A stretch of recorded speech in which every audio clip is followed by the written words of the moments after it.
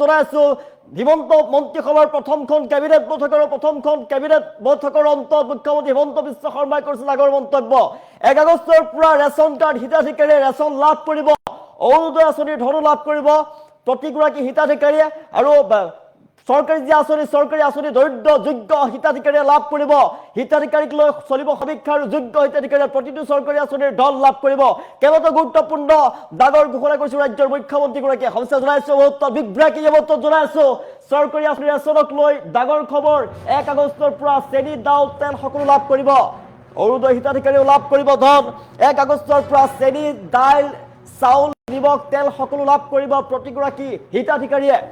অৰুণোদয় হিতাধিকাৰীয়ে লাভ কৰিব ধন সৰকাৰি আসনি ৰূপায়ণ কৰা হ'ব সঠিকভাৱে যোগ্য হিতাধিকাৰীয়ে লাভ কৰিব সৰকাৰি আসনি সৰকাৰ কেবিনেটত ডাঙৰ সিদ্ধান্ত হিমন্ত কেবিনেটৰ প্ৰথমখন পূৰ্ণাংগ বৈঠক আৰু পূৰ্ণাংগ বৈঠকৰ গুৰুত্বপূৰ্ণ সিদ্ধান্ত ৰাজ্যত পূৰ্ণোদ্যমে চলিব আঁচনি ৰূপায়ণৰ কাম চলিব প্ৰতিটো যোগ্য দৰিদ্ৰ পৰিয়ালে লাভ কৰিব অৰুণোদয় চৰকাৰী পকীঘৰ সৰকাৰি আসনি লাভ কৰিব যোগ্য হিতাধিকাৰীয়ে অৰুণোদয় আঁচনিক লৈ ঘৰে ঘৰে যাব সৰকাৰি বিষয়া গৈ ঘৰে ঘৰে সাৰ্ভে কৰিব যোগ্য হিতাধিকাৰীক বাছনি কৰিব হিতাধিকাৰীৰ পুনৰীক্ষণ হ'ব সোমাব নতুন হিতাধিকাৰীৰ নাম যিসকল যোগ্য হিতাধিকাৰী তেওঁলোকে লাভ কৰিব সৰকাৰি আসনি হিতাধিকাৰীৰ তালিকাত হ'ব পাৰে ডাঙৰ সালসলনি কেবিনেট বৈঠকত গুৰুত্বপূৰ্ণ সিদ্ধান্ত গ্ৰহণ কৰা কেইবাটাও ডাঙৰ ঘোষণা কৰিছে মুখ্যমন্ত্ৰীগৰাকীয়ে অৰুণোদয় হিতাধিকাৰীক লৈ চলিব সমীক্ষা অৰুণোদয় যোগ্য হিতাধিকাৰীয়ে লাভ কৰিব ধন যিসকলে হিতাধিকাৰীৰ চাকৰি আছে তেওঁলোকৰ ঘৰত চাকৰি থকা অৰুণোদয় হিতাধিকাৰীৰ নাম কৰ্তন হ'ব ঘৰে ঘৰে গৈ ভেৰিফিকেশ্যন কৰা হ'ব আৰ্থিক অৱস্থা উন্নত হোৱাসকলৰ কৰ্তন হ'ব পাৰে নাম এওঁতো গুৰুত্বপূৰ্ণ সিদ্ধান্ত গ্ৰহণ কৰা হৈছে কেবিনেট বৈঠকত অৰুণোদয় পোৱা পৰিয়ালৰ সদস্য চৰকাৰী চাকৰি যদি পায় তেনেহ'লে কৰ্তন হ'ব অৰুণোদয় আঁচনিৰ পৰা নাম বাদ পৰা দৰিদ্ৰ বিধৱা অবিবাহিতা মহিলা আৰু দিব্যাংগক লৈ কৰা হ'ব অন্তৰ্ভুক্ত নতুনকৈ অন্তৰ্ভুক্ত হ'ব আঁচনিত অৰুণোদয় হিতাধিকাৰী বেংক একাউণ্টৰ সৈতে আধাৰ কাৰ্ড লিংক বাধ্যতামূলক এওঁতো গুৰুত্বপূৰ্ণ সিদ্ধান্ত গ্ৰহণ কৰা হৈছে এফালে চৰকাৰী পকী ঘৰক লৈ জৰীপ চলিব যিসকল যোগ্য হিতাধিকাৰী তেওঁলোকে চৰকাৰী ঘৰ লাভ কৰিব প্ৰধানমন্ত্ৰীৰ আৱাস যোজনাৰ গৃহ লাভ কৰিব কেঁচা ঘৰ থকা প্ৰতিটো পৰিয়ালে লাভ কৰিব চৰকাৰী পকী ঘৰ কোনো ধৰণৰ দুৰ্নীতি নহ'ব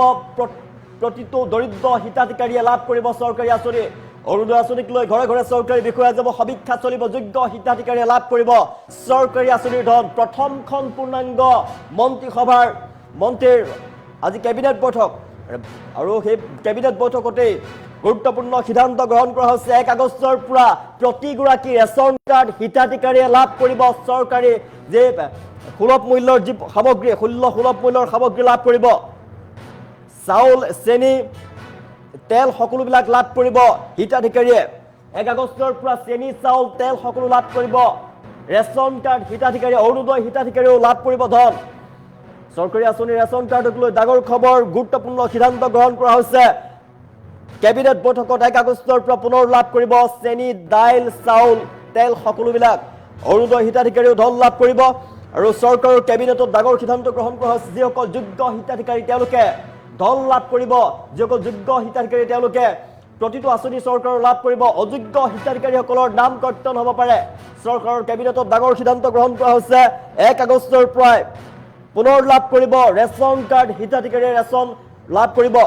অৰুণোদয় হিতাধিকাৰীও ধন লাভ কৰিব চৰকাৰৰ কেবিনেটত কেইবাটাও গুৰুত্বপূৰ্ণ সিদ্ধান্ত গ্ৰহণ কৰা হৈছে হিমন্ত কেবিনেটৰ গুৰুত্বপূৰ্ণ বৈঠক আজি প্ৰথমখন কেবিনেট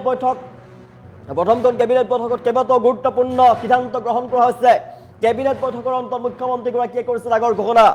চৰকাৰী আঁচনি ৰেচনক লৈ ডাঙৰ খবৰ অৰুণোদয় ৰেচন আৰু চৰকাৰী আঁচনি সন্দৰ্ভত ডাঙৰ পদক্ষেপ গ্ৰহণ কৰা হৈছে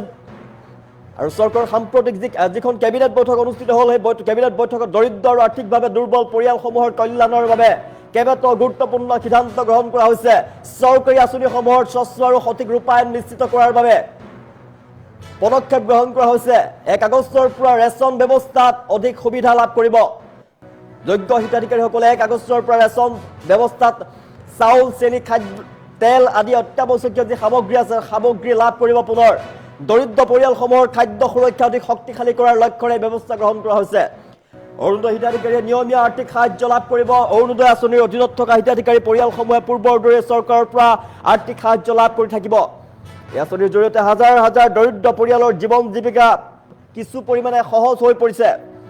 ঘৰে ঘৰে চৰকাৰী বিষয়া যাব অৰুণোদয় আঁচনিৰ সঠিক ৰূপায়ণ হৈছে নে নাই সেয়া নিশ্চিত কৰাৰ বাবে চৰকাৰী বিষয়া যাব আৰু চৰকাৰী বিষয়া কৰ্মচাৰীসকলে হিতাধিকাৰী ঘৰে ঘৰে গৈ তথ্য সংগ্ৰহ কৰিব পুনৰীক্ষণৰ কাম চলাব ইয়াৰ মূল উদ্দেশ্য হৈছে ইয়াৰ আঁচনিৰ সুবিধা কেৱল প্ৰকৃত যোগ্য ব্যক্তিসকলৰ হাতলৈ যাব প্ৰকৃত যোগ্য হিতাধিকাৰী আঁচনিৰ ধন লাভ কৰিব চৰকাৰী আঁচনিৰ ধন লাভ কৰিব যিসকল অযোগ্য হিতাধিকাৰী তেওঁলোকৰ নামসমূহ কৰ্তন কৰাৰ সিদ্ধান্ত গ্ৰহণ কৰা হৈছে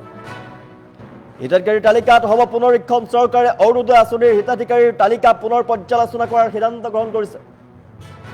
এই পুনৰীক্ষণৰ ফলত বৰ্তমানৰ তালিকাত ডাঙৰ সাল সলনি হোৱাৰ সম্ভাৱনা আছে নতুনকৈ অন্তৰ্ভুক্ত কৰা হ'ব দৰিদ্ৰ পৰিয়ালৰ নাম বিধৱা মহিলাই স্থান পাব অবিবাহিত মহিলাই স্থান পাব দিব্যাংগ ব্যক্তি অন্তৰ্ভুক্ত হ'ব তালিকাত বিভিন্ন কাৰণত পূৰ্বে বাদ পৰা যোগ্য আবেদনকাৰী নাম সুমুৱাই দিয়া হ'ব তালিকাৰ পৰা বাদ পৰিব পাৰে যিসকলৰ পৰিয়ালৰ আৰ্থিক অৱস্থা যথেষ্ট উন্নত হৈ পৰিছে অৰুণোদয় সুবিধা লোৱা পৰিয়ালৰ কোনো সদস্যই চৰকাৰী যদি চাকৰি লাভ কৰে তেনেহ'লে তেওঁলোকৰ নাম কৰ্তন কৰা হ'ব চৰকাৰী নিয়ম অনুসৰি অযোগ্য বিবেচিত হ'ব হিতাধিকাৰী ঘৰে ঘৰে গৈ ভেৰিফিকেশ্যন কৰা হ'ব চৰকাৰে স্পষ্ট কৰিছে কেৱল কাগজ পত্ৰৰ ভিত্তিত নহয় বৰং ক্ষেত্ৰ পৰ্যায়তে এইটো ছাৰ্ভে কৰিব হিতাধিকাৰীৰ বাসগৃহলৈ গৈ পুনৰ ভেৰিফিকেশ্যন কৰা হ'ব আৰু ইয়াৰ জৰিয়তে প্ৰকৃত আৰ্থিক অৱস্থা মূল্যায়ন কৰা হ'ব যোগ্য হিতাধিকাৰীয়ে চৰকাৰী আঁচনি লাভ কৰিব অযোগ্য হিতাধিকাৰীৰ নাম কৰ্তন কৰা হ'ব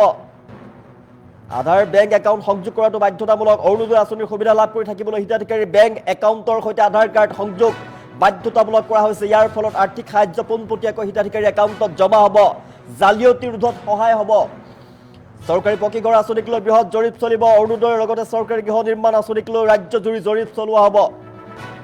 চৰকাৰে লক্ষ্য নিৰ্ধাৰণ কৰিছে ৰাজ্যত কেঁচা ঘৰত বসবাস কৰা প্ৰতিটো যোগ্য পৰিয়ালক চৰকাৰী পকীঘৰ প্ৰদান কৰা হ'ব গৃহ আঁচনিৰ মূল লক্ষ্য কেঁচা ঘৰ থকা পৰিয়ালক চিনাক্তকৰণ কৰিব ঘৰবিহীন পৰিয়ালৰ তালিকা প্ৰস্তুত কৰিব যোগ্য হিতাধিকাৰীক পকীঘৰ প্ৰদান কৰিব গৃহ নিৰ্মাণ আঁচনিৰ স্বচ্ছ ৰূপায়ণ কৰা হ'ব চৰকাৰৰ মতে কল্যাণমূলক যি আঁচনি আছে এই আঁচনিৰ সুবিধা যাতে অযোগ্য ব্যক্তিয়ে নাপায় প্ৰকৃত দৰিদ্ৰ পৰিয়াল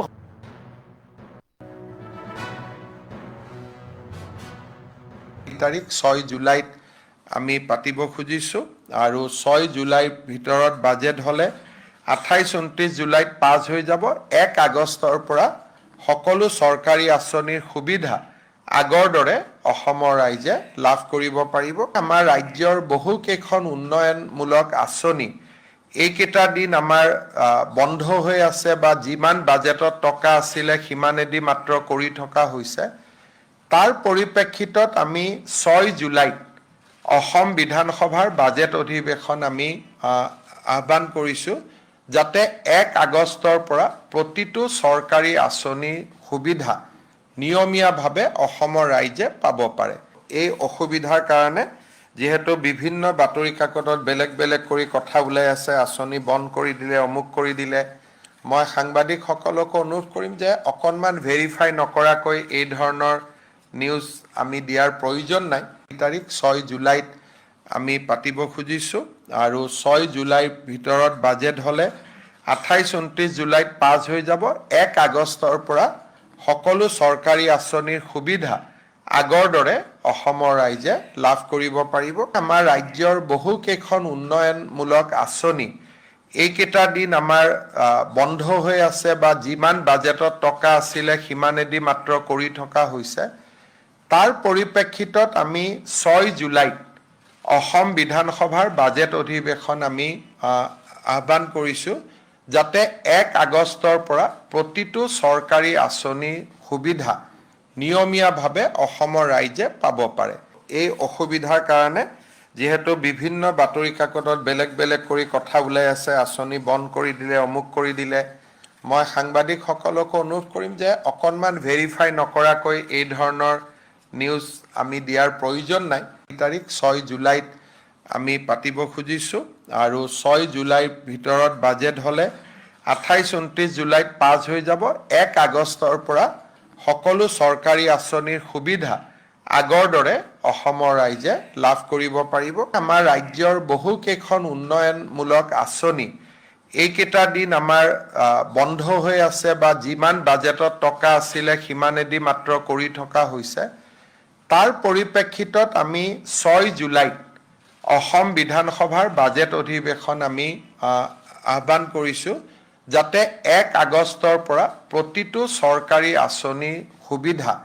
নিয়মীয়াভাৱে অসমৰ ৰাইজে পাব পাৰে। এই অসুবিধাৰ কাৰণে যেহেতু বিভিন্ন বাতৰি কাকতত বেলেগ বেলেগ কৰি কথা ওলাই আছে, আঁচনি বন্ধ কৰি দিলে, অমুক কৰি দিলে, মই সাংবাদিকসকলকো অনুৰোধ কৰিম যে অকণমান ভেৰিফাই নকৰাকৈ এই ধৰণৰ নিউজ আমি দিয়াৰ প্ৰয়োজন নাই। তাৰিখ 6 জুলাইত আমি পাতিব খুজিছোঁ আৰু 6 জুলাইৰ ভিতৰত বাজেট হ'লে 28-29 জুলাইত পাছ হৈ যাব। 1 আগষ্টৰ পৰা সকলো চৰকাৰী আঁচনিৰ সুবিধা আগৰ দৰে অসমৰ ৰাইজে লাভ কৰিব পাৰিব। আমাৰ ৰাজ্যৰ বহুকেইখন উন্নয়নমূলক আঁচনি এইকেইটা দিন আমাৰ বন্ধ হৈ আছে বা যিমান বাজেটত টকা আছিলে সিমানেদি মাত্ৰ কৰি থকা হৈছে। তাৰ পৰিপ্ৰেক্ষিতত আমি 6 জুলাইত অসম বিধানসভাৰ বাজেট অধিৱেশন আমি আহ্বান কৰিছোঁ, যাতে 1 আগষ্টৰ পৰা প্ৰতিটো চৰকাৰী আঁচনিৰ সুবিধা নিয়মীয়াভাৱে অসমৰ ৰাইজে পাব পাৰে। এই অসুবিধাৰ কাৰণে যেহেতু বিভিন্ন বাতৰি কাকতত বেলেগ বেলেগ কৰি কথা ওলাই আছে, আঁচনি বন্ধ কৰি দিলে, অমুক কৰি দিলে, মই সাংবাদিকসকলকো অনুৰোধ কৰিম যে অকণমান ভেৰিফাই নকৰাকৈ এই ধৰণৰ নিউজ আমি দিয়াৰ প্ৰয়োজন নাই। তাৰিখ 6 জুলাইত আমি পাতিব খুজিছোঁ আৰু 6 জুলাইৰ ভিতৰত বাজেট হ'লে 28-29 জুলাইত পাছ হৈ যাব। 1 আগষ্টৰ পৰা সকলো চৰকাৰী আঁচনিৰ সুবিধা আগৰ দৰে অসমৰ ৰাইজে লাভ কৰিব পাৰিব। আমাৰ ৰাজ্যৰ বহুকেইখন উন্নয়নমূলক আঁচনি এইকেইটা দিন আমাৰ বন্ধ হৈ আছে বা যিমান বাজেটত টকা আছিলে সিমানেদি মাত্ৰ কৰি থকা হৈছে। তাৰ পৰিপ্ৰেক্ষিতত আমি 6 জুলাইত অসম বিধানসভাৰ বাজেট অধিৱেশন আমি আহ্বান কৰিছোঁ, যাতে 1 আগষ্টৰ পৰা প্ৰতিটো চৰকাৰী আঁচনিৰ সুবিধা নিয়মীয়াভাৱে অসমৰ ৰাইজে পাব পাৰে। এই অসুবিধাৰ কাৰণে যেহেতু বিভিন্ন বাতৰি কাকতত বেলেগ বেলেগ কৰি কথা ওলাই আছে, আঁচনি বন্ধ কৰি দিলে, অমুক কৰি দিলে, মই সাংবাদিকসকলকো অনুৰোধ কৰিম যে অকণমান ভেৰিফাই নকৰাকৈ এই ধৰণৰ নিউজ আমি দিয়াৰ প্ৰয়োজন নাই। তাৰিখ 6 জুলাইত আমি পাতিব খুজিছোঁ আৰু 6 জুলাইৰ ভিতৰত বাজেট হ'লে 28-29 জুলাইত পাছ হৈ যাব। 1 আগষ্টৰ পৰা সকলো চৰকাৰী আঁচনিৰ সুবিধা আগৰ দৰে অসমৰ ৰাইজে লাভ কৰিব পাৰিব। আমাৰ ৰাজ্যৰ বহুকেইখন উন্নয়নমূলক আঁচনি এইকেইটা দিন আমাৰ বন্ধ হৈ আছে বা যিমান বাজেটত টকা আছিলে সিমানেদি মাত্ৰ কৰি থকা হৈছে। তাৰ পৰিপ্ৰেক্ষিতত আমি 6 জুলাইত অসম বিধানসভাৰ বাজেট অধিৱেশন আমি আহ্বান কৰিছোঁ, যাতে 1 আগষ্টৰ পৰা প্ৰতিটো চৰকাৰী আঁচনিৰ সুবিধা নিয়মীয়াভাৱে অসমৰ ৰাইজে পাব পাৰে। এই অসুবিধাৰ কাৰণে যেহেতু বিভিন্ন বাতৰি কাকতত বেলেগ বেলেগ কৰি কথা ওলাই আছে, আঁচনি বন্ধ কৰি দিলে, অমুক কৰি দিলে, মই সাংবাদিকসকলকো অনুৰোধ কৰিম যে অকণমান ভেৰিফাই নকৰাকৈ এই ধৰণৰ নিউজ আমি দিয়াৰ প্ৰয়োজন নাই। তাৰিখ 6 জুলাইত আমি পাতিব খুজিছোঁ আৰু 6 জুলাইৰ ভিতৰত বাজেট হ'লে 28-29 জুলাইত পাছ হৈ যাব। 1 আগষ্টৰ পৰা সকলো চৰকাৰী আঁচনিৰ সুবিধা আগৰ দৰে অসমৰ ৰাইজে লাভ কৰিব পাৰিব। আমাৰ ৰাজ্যৰ বহুকেইখন উন্নয়নমূলক আঁচনি এইকেইটা দিন আমাৰ বন্ধ হৈ আছে বা যিমান বাজেটত টকা আছিলে সিমানেদি মাত্ৰ কৰি থকা হৈছে। তাৰ পৰিপ্ৰেক্ষিতত আমি 6 জুলাইত অসম বিধানসভাৰ বাজেট অধিৱেশন আমি আহ্বান কৰিছোঁ, যাতে 1 আগষ্টৰ পৰা প্ৰতিটো চৰকাৰী আঁচনিৰ সুবিধা নিয়মীয়াভাৱে অসমৰ ৰাইজে পাব পাৰে। এই অসুবিধাৰ কাৰণে যেহেতু বিভিন্ন বাতৰি কাকতত বেলেগ বেলেগ কৰি কথা ওলাই আছে, আঁচনি বন্ধ কৰি দিলে, অমুক কৰি দিলে, মই সাংবাদিকসকলকো অনুৰোধ কৰিম যে অকণমান ভেৰিফাই নকৰাকৈ এই ধৰণৰ নিউজ আমি